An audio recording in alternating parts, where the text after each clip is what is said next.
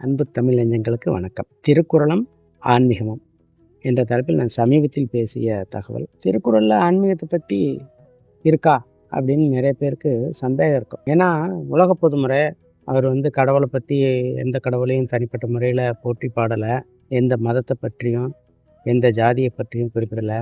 அப்போ எப்படி அங்கே ஆன்மீகம் கலந்திருக்கும் அப்படின்னு ஒரு சந்தேகம் வந்திருக்கும். அவர் ஒரு சில உதாரணத்தின் மூலமாக விளக்குனே தான் உங்களுக்கு புரியும்னு நினைக்கிறேன். ஏன்னா அவ்வளோ அந்தளவுக்கு ஆன்மீகத்தில் அவர் ஒன்றியானவர் திருவள்ளுவருங்கிறது அதில் தெரியுது. இந்த மனிதர்கள் உயிர் வாழ்கிறதுக்கு அத்தியாவசியமாக எண்ணும் எழுத்தும் தேவைங்கிறத உணர்ந்த இறைவன் அவர்கள் வாழ்கிறதுக்கு எண்ணையும் எழுத்தையும் படைத்தார்.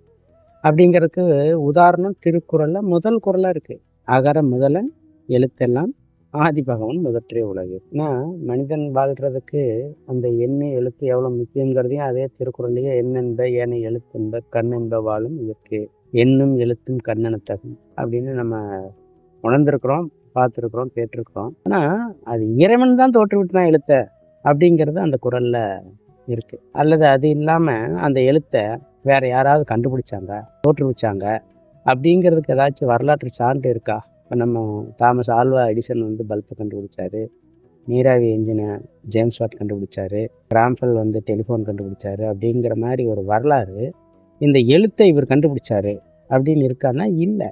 ஏன்னா எழுத்து அறிவித்தவர் இறைவன். அகர முதல எழுத்தெல்லாம் ஆதி பகவன் முதற்றே உலகு. அப்போது அவர் திருவள்ளுவர் கடவுள் அப்படிங்கிறத எங்கே அங்கே குறிச்சிருக்காரு. ஆன்மீகம் அப்படிங்கிறது அந்த முதல் குறள்லேயே நம்மளுக்கு தெரியுது. அதனுடைய அதிகாரம் பார்த்திங்கன்னா கடவுள் வாழ்த்து. அந்த கடவுள் வாழ்த்தில் 10 குறளில் அந்த கடவுளை வாழ்த்தி பாடுறாரு. வாழ்த்தி பாடுறாருன்னு சொல்கிறத விட அந்த கடவுள் என்பவர் உண்மை, கடவுள் சக்தி, இறை சக்தி என்பது உண்மைங்கிறத அங்கே உணர்த்துறாரு. கடவுள் நண்பனவங்களுக்கு ஒரு துன்பமும் இல்லை, ஒரு கவலையும் இல்லை அப்படிங்கிறதையெல்லாம் உணர்த்துறாரு.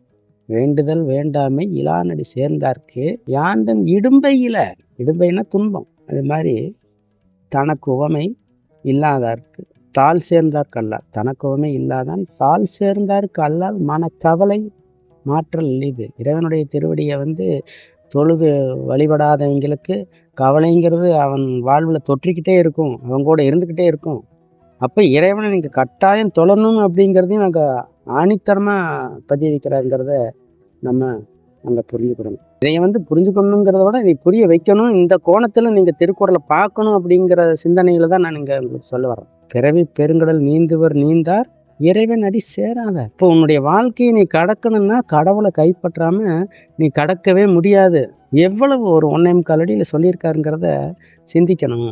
இந்த கடவுள் வாழ்த்து மட்டும் இல்லாமல் அடுத்த அதிகாரங்களை பார்த்தோம்னா அருளுடைமை, ஊழ் அதாவது விதி என்கின்ற அதிகாரத்திலையும் மிக ஆழமாக வலியுறுத்துறாரு. இந்த ஊழ்ங்கிற விதிங்கிற அதிகாரத்தில் பார்க்கும் பொழுது நீ எவ்வளவு நீ தனி மனிதனால் சம்பாதிச்சாலும் விதி இல்லாத நீ அனுபவிக்க முடியாது அப்படிங்கிறத அவர் சொல்கிறார். அதே போல் இந்த கடவுளை பற்றி 3 அதிகாரத்தில் சொல்லிட்டாருங்கிறதுக்காக அவர் மற்றதை பற்றி சொல்லலைங்கிறது இல்லை. என்னாரும் சாமி சாமி சாமி கும்பிட்டா போதும்ங்கிறதையும் சொல்லலை. ஏன்னா தெய்வத்தால் ஆகாதெனினும் முயற்சி தன்மை வருத்த கூலிதர்னு சொல்லியிருக்காரு. அப்போது நீ முயற்சி செஞ்சால், இறையர்களோடு சேர்ந்த முயற்சி செய்தால் தான் அதை எதையும் அடைய முடியும். நீ எவ்வளோ முயற்சிக்கிறியோ அந்த அளவுக்கு உனக்கு அந்த இறை அருள் தருவாருங்கிறதே அதில் நம்ம புரிஞ்சுக்கணும்.